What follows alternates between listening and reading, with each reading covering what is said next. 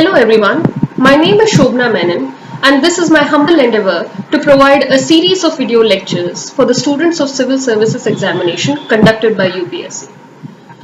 As far as Indian polity is concerned, I've noticed a lot of students directly starting with the articles, fundamental rights, the powers and limitations of various authorities.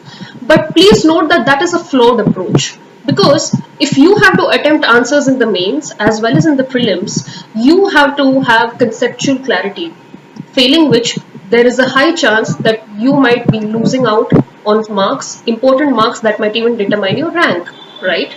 So the aim of these videos is to achieve conceptual clarity in various concepts of polity. Starting with Indian polity, the first question that a student should ask in this subject is, what is politics? So, politics in short can be defined as the art or science of governance. Politics को क्या कहा जाता है? Art or science of governance. Governance को अगर basically हम interpret करें तो उसका मतलब होता है control. Governance जो word है वो Greek word से आया kubernein and kubernein का मतलब होता है to guide, to direct. So governance का मतलब controlling, guiding, directing, and the art or science of controlling, directing, guiding is called politics. So politics is the art or science of governance. Is that clear? Now moving on, govern किसको किया जाता है? We know that it is the art or science of governance, but what does it govern? किसको govern करता है politics? The word that you are looking for is polity. It governs polity.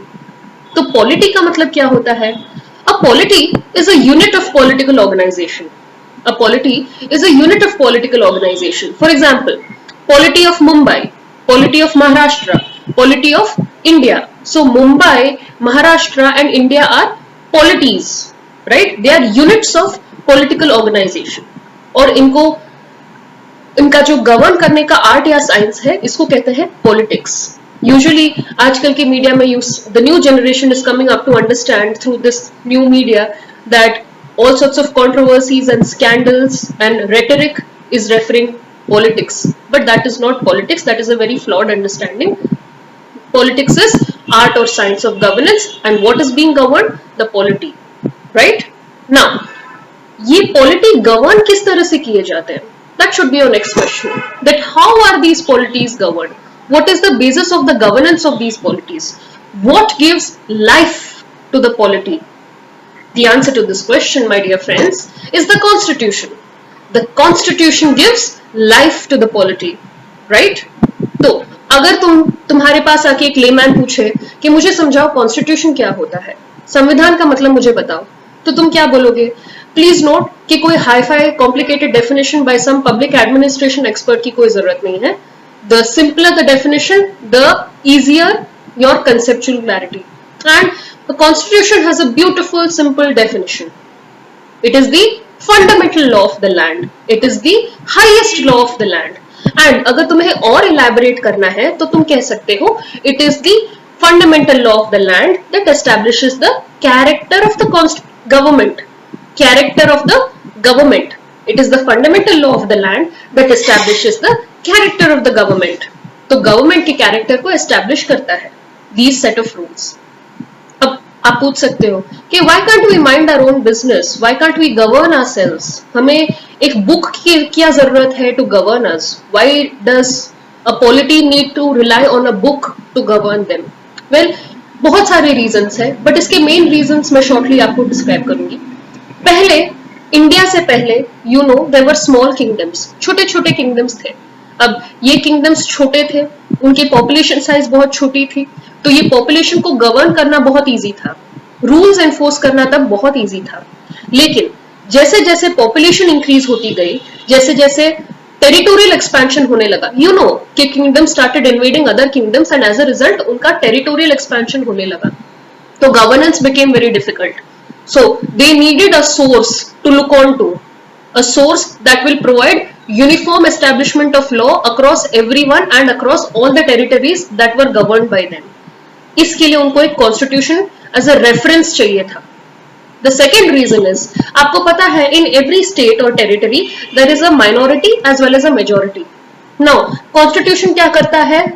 It ensures that the majority does not abuse its power. Without a constitution, the majority is free to do whatever it wants. तो minorities के right को exploit करेगा, है ना? तो to prevent this from happening, to protect the minorities, a constitution lays down strict rules and limitations on the majority. And minorities के right को protect करता है. Of course, अगर constitution ना हो तो minorities abuse होते होते obviously there will be a point कि वो गुस्सा होके they will take over the majority. Right? They will use extra constitutional methods, meaning illegal ways to take over the power of the majority, and as a result, the whole state will result in chaos. And when there is chaos in a state, innocent people will suffer, lives are lost. So to avoid, number one, complexities in administration, and number two, protect the rights of minorities, and to prevent abuse of power by majorities, we need a constitution. These are the main reasons why we need a constitution.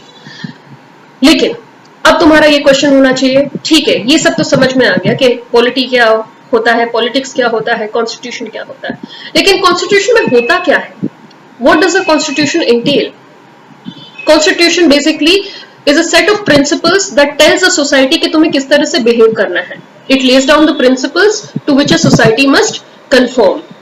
So a certain set of rules, principles guiding the society in the way it should be. It also lays down rules and principles demarcating, delineating and regulating the powers of certain government bodies. Now, when I'm talking about government bodies, I am basically talking about the three main organs of the state.